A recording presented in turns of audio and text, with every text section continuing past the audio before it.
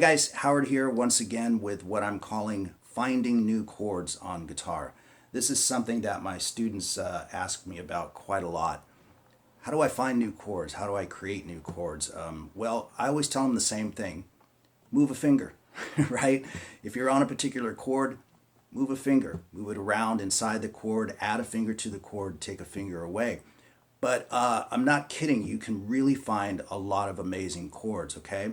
And let's take a very simple chord progression, like the diatonic chord formula, so to speak, in the key of C major. You'd have a C major chord, a D minor, E minor, F major, G major, A minor, and B diminished. I like to play a minor 7 flat 5 because I think it sounds a little sweeter.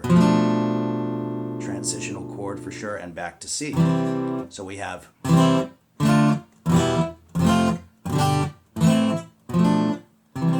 okay. So let's take that first chord, the C chord, okay? So inside the C chord, you can just simply move a couple of fingers around and you can get some different sounds. For instance, if you add your pinky to the 3rd fret on the D string, you get a sus4 sound. Kind of nice, right?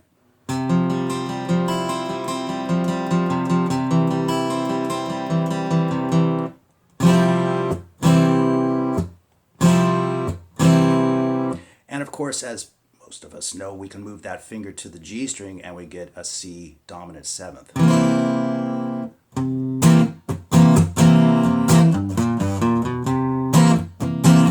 Cool bluesy R&B type sound.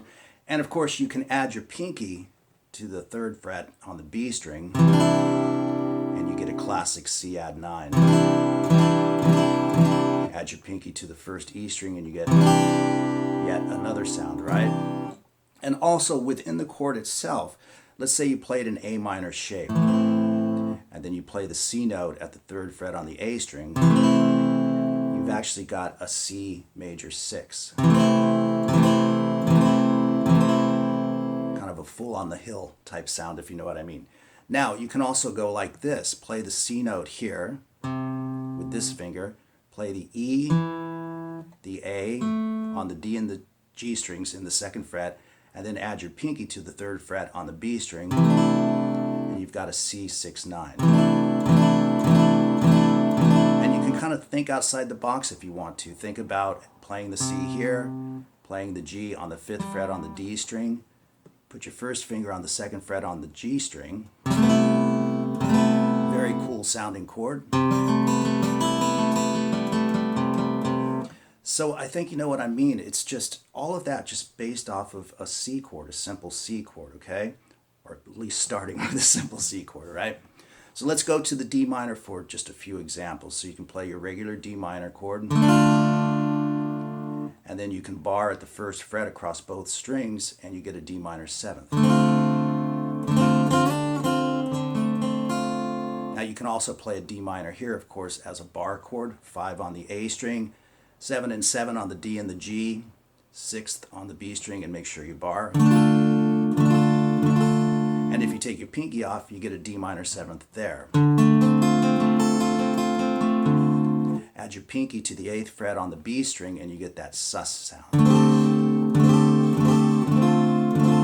And if you can lift your finger up just enough to free up that E string, you get that cool minor 9th sound. And you can, again, think way outside the box if you want to. If you want to think about a D minor triad, you add a couple of more notes from the scale to it, a natural B string and a natural E string open.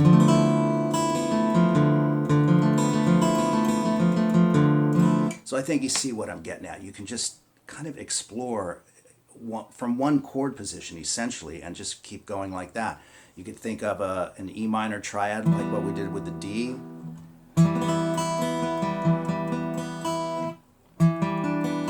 Move some fingers around that. You can think of an F major chord, and of course you can open up the E string and have a major 7th. You can also play a major 7th here. That's barring at the 5th fret. I hope you can see that. 7th fret on the D string and 8th fret on the A string. and then you can open up those two bottom strings. Just anything you can think of, right? Playing a regular F chord, adding the sixth to it.